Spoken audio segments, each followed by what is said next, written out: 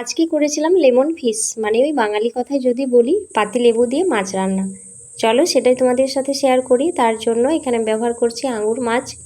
মাছটাকে তো আমরা আঙুর মাছই বলি, আদতে এর কী নাম আমি কিন্তু সেটা জানি না। যাই হোক, মাছটিকে ভালোভাবে কেটে নিয়েছি। এখানে কাটার পরে ভালোভাবে পরিষ্কার করে ধুয়ে মাছটিকে লবণ আর হলুদ মাখিয়ে বেশ কিছুক্ষণ রেখে দিতে হবে। মাছের পিসগুলো একটু কিন্তু এটা লাল লাল টাইপের হয়। বেশ কিছুক্ষণ লবণ মাখিয়ে রাখলে কি হয়, মাছগুলো ভাজতে কিন্তু খুব সুবিধে হয়। এখানে কড়াই বসিয়েছি, কড়াইতে খানিকটা সর্ষের তেল দিয়ে মাছগুলোকে এক এক করে দিয়ে দিয়েছি ভাজার জন্য। বেশ ভালোভাবে লাল লাল করে ভেজে মাছগুলোকে তুলে রাখবো। অন্য একটা কড়াই দিয়েছি, কড়াইতে কিছুটা সর্ষের তেল দিয়ে এর মধ্যে কালো জিরে আর পাঁচফোড়ন দিয়ে দিয়েছি। দিয়ে ভালোভাবে এটাকে ফুটিয়ে নেব। তারপর এর মধ্যে দিলাম পেঁয়াজ কুচি। পেঁয়াজ কুচিটা দেওয়ার পরে একটু ভাজা ভাজা করতে হবে। এখন এর মধ্যে দিয়ে দেব রসুন বাটা। রসুন বাটাটি দিয়ে ভালোভাবে মিশিয়ে নিচ্ছি।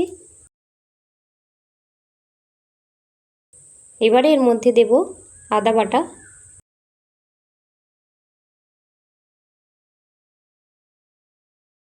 ভালোভাবে একটু নাড়াচাড়া করে দিচ্ছি।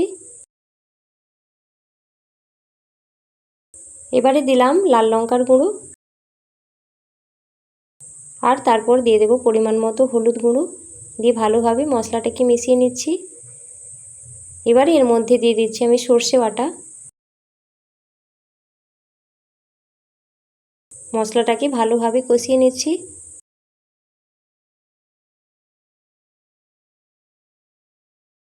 এবারে দিয়ে দেব সামান্য পরিমাণ জল, দিয়ে ভালোভাবে মশলাটিকে কষিয়ে নিতে হবে। মশলা থেকে তেল ছেড়ে গিয়েছে প্রায়। এবার আমি গ্রেভির জন্য দিয়ে দেব জল।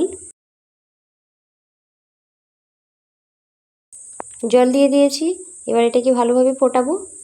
দিয়ে দিলাম স্বাদ মতো লবণ। বেশ অনেকক্ষণই কিন্তু ফুটিয়ে নিয়েছি। এবার এর মধ্যে ভেজে রাখা মাছগুলো দিয়ে দিলাম। মাছটা দেওয়ার পরে একটু নাড়াচাড়া করে দিচ্ছি, আর কিছুক্ষণ ফুটিয়ে নিতে হবে।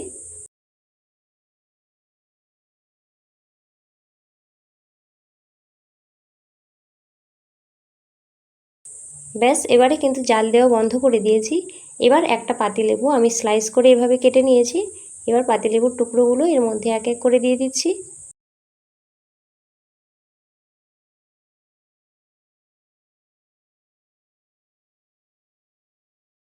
পাতিলেবুর টুকরোগুলো কিন্তু দেওয়ার পরে এটাকে আমি ঢেকে 10 মিনিট মতো রেখে দেব। পাতিলেবুগুলো দেওয়ার পরে কিন্তু কোনোভাবেই এটাকে জাল দেওয়া যাবে না, তাহলে কিন্তু তরকারিটা তেতো হয়ে যাবে।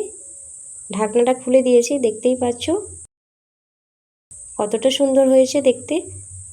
এখানে আমি ঢেলে নিয়েছি, আর খেতেও কিন্তু দারুণ হয়েছিল। এই পাতিলেবুর যে একটা খুব সুন্দর গন্ধ থাকে, তার জন্য কিন্তু রান্নাটা ভীষণ স্বাদে ভালো হয়। এই রান্নাটি একদম গরম গরম ভাতের সঙ্গে ভীষণ ভালো লাগবে খেতে।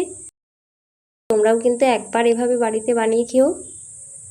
আর ভিডিওটি কেমন লাগলো অবশ্যই কিন্তু কমেন্ট করে জানাবে। আর আমার চ্যানেলটিকে সাবস্ক্রাইব করে দেবে। তাহলে চলো আজ আসি, দেখা হচ্ছে অন্য একটা ভিডিও নিয়ে খুব তাড়াতাড়ি।